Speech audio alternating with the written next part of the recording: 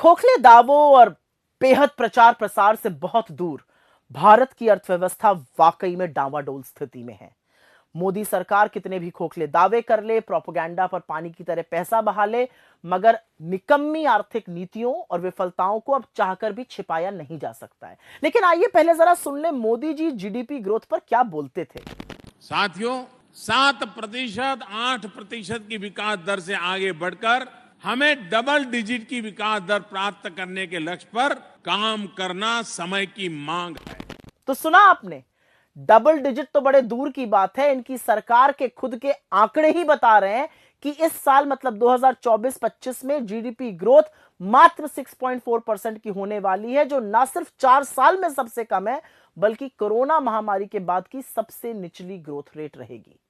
यह आंकड़ा एनएसओ ने जारी किया है। हर बार वो अग्रिम अनुमान जारी करते हैं बजट के पहले। इससे लेकिन कुछ गंभीर सवाल उठते हैं, क्योंकि इसका लोगों पर क्या कहर बरपेगा। इसकी ना तो सरकार को, ना रिजर्व बैंक ऑफ इंडिया को कोई सुध है और ना शायद कोई परवाह है। आप सोचिए कि नवंबर 2024 की शुरुआत तक आरबीआई जो था वो 7.5% की जीडीपी ग्रोथ रेट का अनुमान लगाकर बैठा था और सरकार को यह आशा थी कि जीडीपी ग्रोथ रेट आएगा 7.2% पे। अब अनुमान 6.4% पर हो गया है। इन दोनों एजेंसियों के पास हर तरह का आंकड़ा है, हर तरह का इकोनॉमिक डेटा है, हाई फ्रीक्वेंसी इंडिकेटर होते हैं, और उसके बावजूद भी ये इतने अनभिज्ञ हैं। तो ये इनकी अकर्मण्यता है या सच को छुपाने की सोची समझी साजिश, इसका फैसला आप खैर खुद कीजिए। सरकार के मंत्री और सत्तारूढ़ बीजेपी के जो पदाधिकारी हैं वो विशेषज्ञों को, इकोनॉमिस्ट्स पर खूब कटाक्ष कसते हैं और जितनी मर्जी हो कटाक्ष कसिए, लेकिन असलियत यह है कि इस सरकार ने देश के लोगों को कम ग्रोथ और कमर तोड़ महंगाई से जूझने को मजबूर किया है। इसका बड़ा कारण यह है कि सरकार आर्थिक तंगी की असलियत को स्वीकारना ही नहीं चाहती। तो जब स्वीकारेंगे नहीं तो समाधान क्या, खाक ढूंढेंगे। और लगातार यह होता जा रहा है, पिछले 10 वर्षों में हमने देखा है। खपत की बात करते हैं, मतलब उपभोग, मतलब कंजम्पशन, जीडीपी का 2/3 हिस्सा है। इसलिए जब इसमें कमी होती है तो चिंताजनक स्थिति बनती है। और ये भी दिखाता है कि मध्यम वर्ग पे और गरीब पर कम ग्रोथ का क्या प्रभाव होता है। डेटा साबित करता है कि लोग आज भोजन और शिक्षा जैसी आवश्यक वस्तुओं पर कम खर्च कर रहे हैं। जो प्राइवेट कंजम्पशन पर खर्च की ग्रोथ होती है वो पिछली तिमाही में 7.4% थी, अब घटकर 6% रह गई है। एफएमसीजी कंपनियां, वही कंपनियां जो साबुन, तेल, शैंपू वगैरह बनाती हैं, उन्होंने ये बड़ा खुलासा किया है कि अब छोटे छोटे पैकेज की जो मांग है वो ज्यादा हो रही है। तो यह स्पष्ट करता है कि लोगों के पास जरूरी सामान खरीदने के लिए भी उपयुक्त पैसा नहीं है। मैन्युफैक्चरिंग, जहां पर बहुत सारी नौकरियां बन सकती हैं और जहां पर फोकस होना चाहिए सरकार का, पिछले वित्तीय वर्ष में कोई 9% से ज्यादा की ग्रोथ थी, इस बार घटकर 5.3% रह गई है। माइनिंग, जहां पर ग्रोथ 7.1% थी, वो घटकर महज 2.9 पर रह गई है। निर्यात मतलब एक्सपोर्ट, उसमें भी गिरावट जारी है। तो ये सब देखते हुए निवेश मतलब इन्वेस्टमेंट बिल्कुल ठप पड़ा है। इसमें तो कोई आश्चर्य होना ही नहीं चाहिए। यह अलग बात है कि बदले की भावना से काम करने वाली ईडी, सीबीआई, इनकम टैक्स जैसी एजेंसियों के दबाव में भारतीय उद्योग जगत के बड़े बड़े खिलाड़ी भड़े मोदी जी के कसीदे पढ़ें, उनका गुणगान करें, लेकिन पैसा लगाने से तो उन्होंने भी बिल्कुल इनकार कर दिया और इसीलिए इन्वेस्टमेंट हो नहीं रहा है। तो बेरोजगारी, कम आय, आवश्यक वस्तुओं पर जबरदस्त टैक्स और कमर तोड़ महंगाई के कारण लोग आज अपने भविष्य की बचत से खर्च करने को मजबूर हो चुके हैं।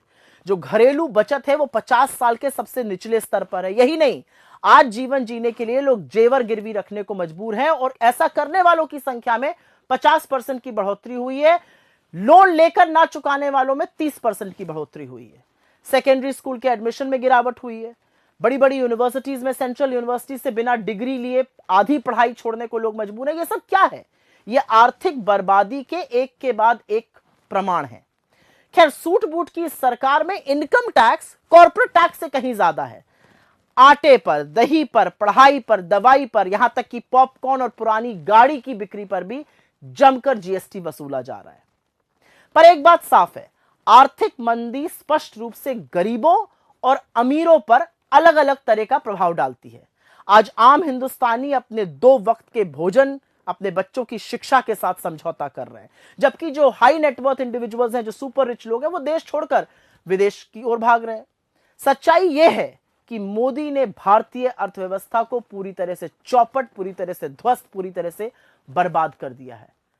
असलियत यह भी है कि आप उन वेबसाइट को तो हटा सकते हैं जहां पर डॉक्टर मनमोहन सिंह के कार्यकाल में जीडीपी की ज्यादा ग्रोथ लिखी थी, लेकिन क्या आप इस फैक्ट को नकार सकते हैं कि यूपीए के शासनकाल में 2004 से 14 के बीच एवरेज जीडीपी ग्रोथ हर साल 7.5% की थी और आपके 10 साल के शासनकाल में वो महज 6.5% रही है।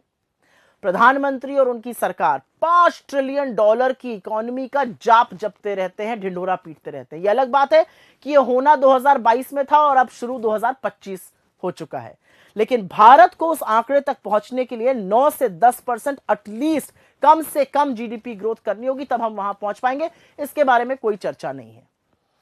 खैर, अर्थव्यवस्था चलाना कोई रॉकेट साइंस तो है नहीं, कोई मुश्किल काम तो है नहीं, लेकिन सरकार को समाधान खोजने से पहले समस्या को तो स्वीकारना होगा। सीना ठोकना, प्रोपेगेंडा फैलाने में आप अंधभक्तों की तालियां बटोर सकते हैं, आप चरण चुंबक मीडिया की ओर से अहम मुद्दों पर सुई टपक सन्नाटा आपको मिल सकता है, मगर इससे अर्थव्यवस्था की सच्चाई नहीं बदलेगी और इसकी कीमत तो हमारा देश चुका रहा है। आने वाले केंद्रीय बजट में वैसे सरकार के पास एक मौका है कि कंजम्पशन, इन्वेस्टमेंट, उपभोग, निवेश दोनों पर ध्यान दें और उसको बढ़ाया जाए।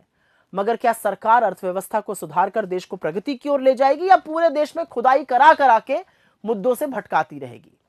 एक बात तय है कि भीषण बेरोजगारी, भयावह महंगाई और कम आय से जूझ रहे मेरे देश का काम 6.4% जीडीपी ग्रोथ से कतई चलने वाला नहीं है और इसके बारे में नरेंद्र मोदी और उनकी सरकार को सोचना ही पड़ेगा।